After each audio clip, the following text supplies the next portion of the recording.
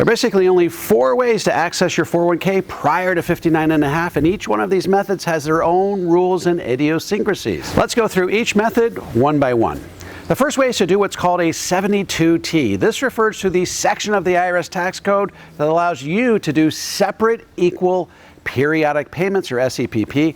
The catch here is that those payments have to last for at least 5 years or until 59 and a half, whichever is longer. So if you began your 72 at age 50, you'd have to follow through with it until age 59 and a half.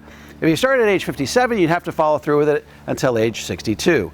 There's one big catch with the 72T. You'd have to first roll that 401k into an IRA, and then you can do the 72T. Generally speaking, 72Ts must be done from an IRA. As a reminder, you will pay tax on the 72T at your highest marginal tax bracket. So be sure to consult a tax advisor before setting the 72T in motion. Here's one drawback of the 72T. If you start the 72T and somehow, some way, your IRA goes bust before you reach 59 and a half, you will have to pay a 10% penalty on all dollars you withdrew. This would only likely happen if there was a steep drop in the market during that time frame.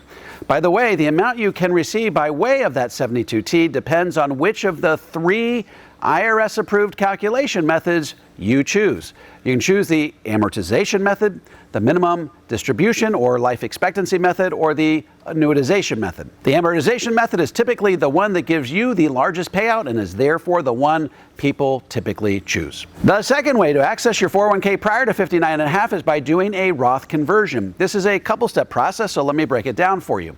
Your first step is to once again roll your 401k into an IRA. This assumes that the 401k is with an old employer.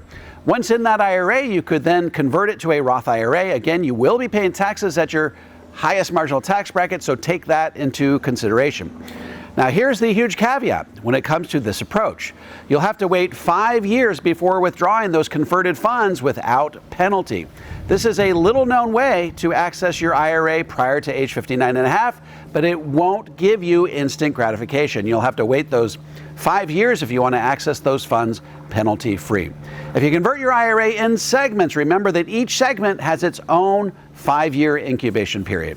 The third way to access your 401k prior to 59 and a half is by taking advantage of what is known as the rule of 55. If you turn 55 during the calendar year you lose or leave your job, you can begin taking distributions from your 401k without paying the 10% early withdrawal penalty. You will, of course, still have to pay taxes on those withdrawals. By the way, not only does the rule of 55 work with a 401k, but it applies to a 403A and a 403B. Here are 5 things to remember when considering the rule of 55. First, for public safety employees, the rule applies in the year in which they turn 50, so they get a 5-year head start.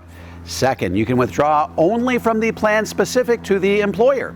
In other words, you can only take penalty-free distributions from the plan you were contributing to at the time you separated employment. Any money in other retirement plans must remain in place unless you want to pay that 10% penalty.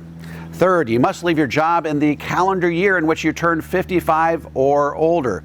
So if you got laid off at 53, this rule wouldn't work for you. If you got laid off at 57, it would work for you. Fourth, the balance must stay at the employer's 401k while you're taking those early withdrawals.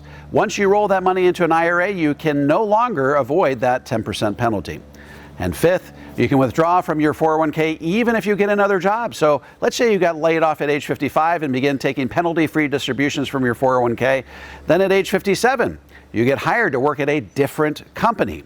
You can still take distributions from that 401k as long as you don't roll it into an IRA or into your new company's 401k.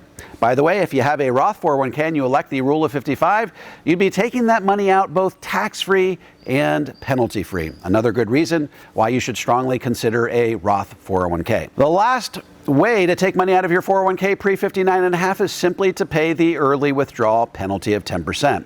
I don't think I need to say this, but in case there's any ambiguity at all, this should be your very last resort. Just remember, you will be paying tax on these distributions at your highest marginal tax bracket. So if that tax bracket is 22%, throw in another 5% for state, and then throw the 10% penalty on top of that. So you'd be losing at least 37%.